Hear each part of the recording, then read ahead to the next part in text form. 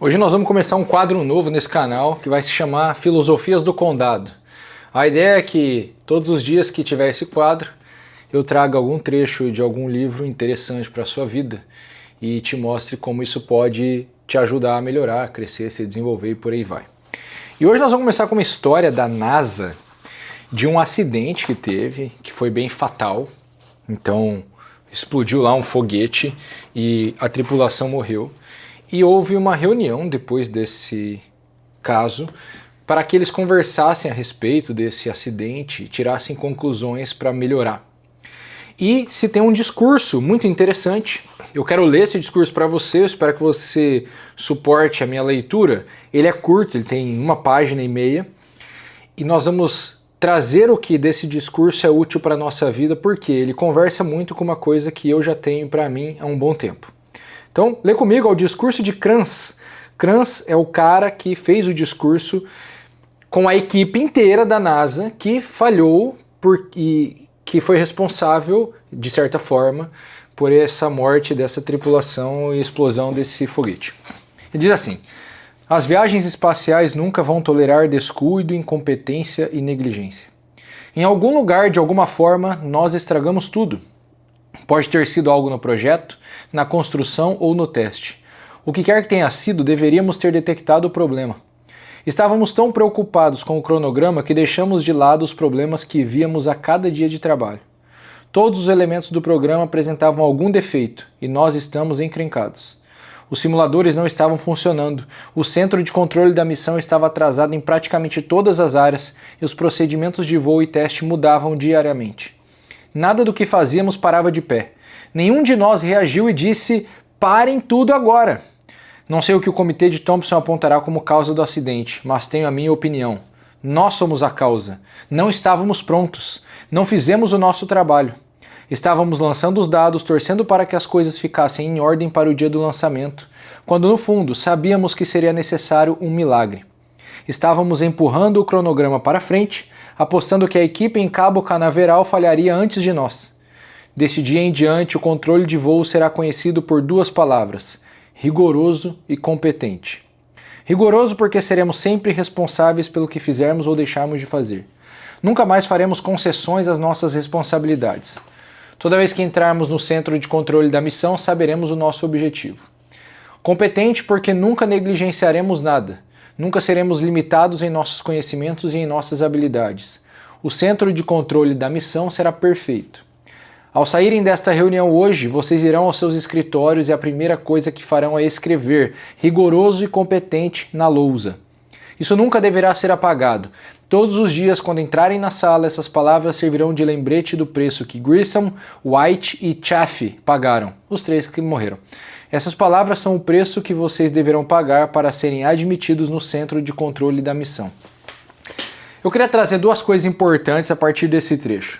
A primeira delas é: todas as vezes que algo dá errado, todas as vezes, 100% delas, a gente não pode ter medo de encarar isso que deu errado e descobrir qual é o problema e o que a gente pode fazer dali em diante. Assim, todo erro precisa mudar uma ação que acontece dali em diante.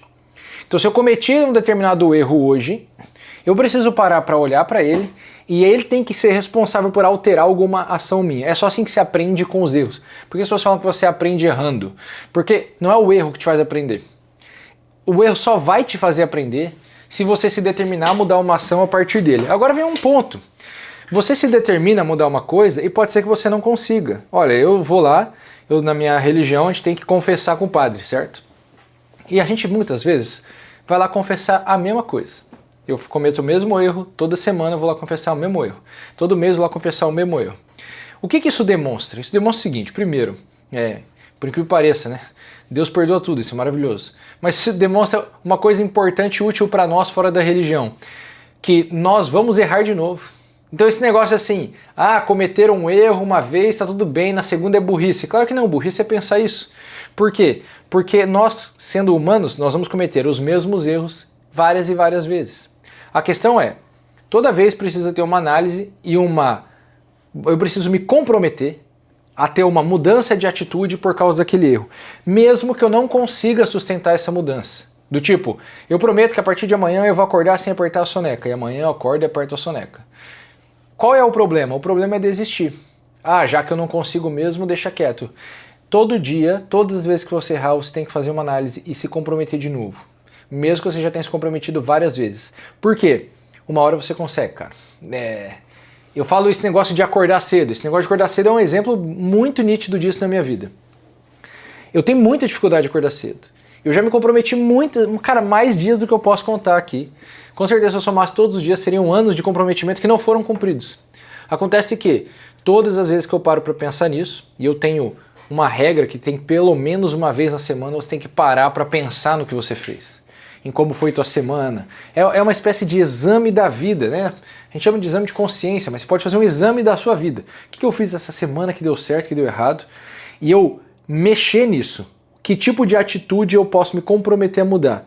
E se você não conseguir cumprir o seu comprometimento, você simplesmente recomeça. Isso dá uma leveza para a vida também, dá uma seriedade que ao mesmo tempo é leve. A vida é paradoxal, você tem que ler Chesterton, cara. Chesterton já falava isso. Parece que não, mas a real da vida, a parte verdadeira da vida é o paradoxo. Então, você pode ser muito sério sem precisar ser muito rígido. Sério ao mesmo tempo que você é leve. Eu acho que é isso que tem que acontecer. Eu sou muito sério na hora de tomar uma decisão, mas eu também sou muito capaz de perdoar o meu próprio erro e recomeçar. Então acho que é a primeira coisa importante daqui. Eu falei que tinham duas coisas, mas na verdade são três. A segunda coisa importante é, ele estabelece 2 princípios para a equipe dele, certo? E eu acho que é muito importante que você faça o mesmo. Ele coloca aqui, nós vamos ser, a partir de hoje, rigorosos e competentes. Você precisa estabelecer alguns certos princípios que você não desobedece na sua vida. E eles podem começar pela coisa mais simples de todas, do tipo, olha, vou estabelecer um princípio de que eu, sei lá, não falo mais palavrão a partir de hoje. Então eu tenho um dia eu estabeleci essa ideia de que eu teria um pouco mais de educação nos meus vídeos. Não porque eu acho palavrão errado, está tudo bem falar uns palavrão. Eu não vejo nenhum problema com isso. Mas tem muita gente que assiste meus vídeos com os filhos. Aí eu já acho que começa a ficar um pouco mais complicado. Acho que já não vale a pena as crianças ficarem ouvindo tanto palavrão assim. Então, esse é um exemplo bem tosco, assim, o mais bobão que eu posso imaginar para te trazer um princípio que você pode estabelecer na sua vida. Você pode estabelecer um princípio ultra profundo, do tipo, olha, eu nunca vou mentir. Nunca. Mesmo que numa situação em que eu tenha que falar a verdade, aquilo vai me criar um comprometimento muito grande e pode me ferrar assim, ó, gravemente. Eu nunca vou mentir. Você pode estabelecer um princípio dessa forma. Você também pode estabelecer um princípio do tipo, olha, que é uma tentativa. Então, eu tenho essa regra de vida, que é eu sei que eu não vou ser perfeito nela, que pode ser até a ideia, eu nunca vou mentir. Mas às vezes você tem um vício de contar umas pequenas mentirinhas. Sabe aquelas mentirinhas que ninguém vê mal? E você tem esse vício e não consegue cumprir com o seu princípio. Mas estabelecer o princípio é importante. Outro exemplo bobo. Eu tenho uma regra de ser extremamente pontual nas reuniões da empresa. Então, assim, ó, ninguém pode atrasar 1 minuto na reunião da empresa. E eu cumpro essa regra 98% do tempo. Mas tem vezes que eu atraso. 1 minuto, 2 minutos, às vezes atraso 5 minutos. Hoje eu tive que cancelar uma reunião em cima da hora. Porque tive uma outra urgência que aconteceu na mesma hora. Então assim, é um princípio que vai ser, nossa, se não obedecer é morte. Não, mas é um princípio que precisa ser obedecido. Eu acho que se a gente não estabelece uma espécie de filosofia de vida, regras de vida que eu vou, assim, ó, regras da boa vida, que é o que eu tento fazer aqui. O que eu estou tentando fazer aqui? Eu estou tentando, com esses vídeos Filosofia do Condado, te apresentar possíveis regras da boa vida. Como que eu levo uma vida boa? Como que eu vivo uma vida de felicidade? Porque a gente se confunde, né? A felicidade, como é um negócio muito abstrato e difícil de agarrar, você não consegue agarrar 100%. A gente fica trocando ela por coisas que a gente consegue enxergar ou agarrar. Então às vezes a gente troca a felicidade por dinheiro, a gente troca a felicidade por conforto, às vezes a gente troca a felicidade por elogio, sei lá. E isso confunde a gente. Mas tá bom, faz parte, a gente faz isso o tempo inteiro, a gente é ser humano, a gente tem uma dificuldade de simplesmente pegar uma tese abstrata e concretizar ela, apesar da nossa inteligência fazer o contrário, né? A nossa inteligência ela abstrai as coisas do concreto para tirar conclusões. Mas enfim, esse acho que é um papo para outra hora. A questão é, você precisa criar alguns princípios da boa vida e passar toda a tua vida reformulando esses princípios. E aí vem o terceiro ponto desse discurso que é importante para nós. Precisa falar e escrever para se lembrar o tempo inteiro. Eu não lembro onde que eu ouvi isso, mas uma vez eu ouvi uma frase de algum cara, sei lá, filósofo, romancista, seja lá o que for, que ele fala que o ser humano é o animal que esquece. Então o homem é o animal que esquece. Não tem lá, o homem é o animal político, o homem é o animal racional. O homem é o animal que esquece. E é muito interessante isso. A gente esquece o tempo inteiro das coisas com as quais a gente se comprometeu. Então esse ato que ele fala, vocês vão escrever na lousa e todo dia vão olhar e vão relembrar. Isso aí vale para absolutamente qualquer coisa que você quer ter, quer ser, quer fazer. Tudo tem que ser escrito e tem que estar escrito em um lugar que você vai rever. Então, assim ó, isso é uma das coisas que eu aprendi um dia na vida, eu simplesmente acreditei nela no começo e depois eu vi que era verdadeira. Que assim, não dá pra você conquistar uma coisa que você não escreveu ou não disse. Parece que o ato de dizer tem um certo poder.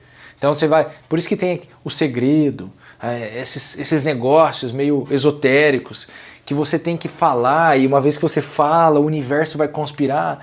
Eu sei lá, esse esoterismo pra mim tanto faz. A questão é, existe uma parte verdadeira nisso, ao menos. Que é, uma vez que você diz, escreve e coloca num local onde você vai sempre relembrar daquilo, parece que inconscientemente, eu tô falando de uma forma bem boba assim, né? Parece que inconscientemente você já começa a trabalhar para aquilo acontecer. Eu lembro, eu tenho uma pessoa que eu conheço, que um dia eu falei para ela assim, cara, quanto é que você quer ganhar por mês? E ela falou lá, 20 mil, quero ganhar 20 mil por mês. Eu falei, pois então. Então você tem que falar o que você quer e você tem que ficar repetindo isso. Não porque vai acontecer uma coisa mágica, ou um universo, mas é porque, por alguma razão, ao fazer isso, você mesmo vai começar a trabalhar mais nessa direção e vai dar certo. Essa pessoa hoje ganha 20 mil. É uma coisa maluca. Isso faz um ano que a gente conversou sobre isso. E não é que assim, cara, tu falou, vai acontecer. Mas é que nós precisamos das lembranças daquilo que nós queremos atingir.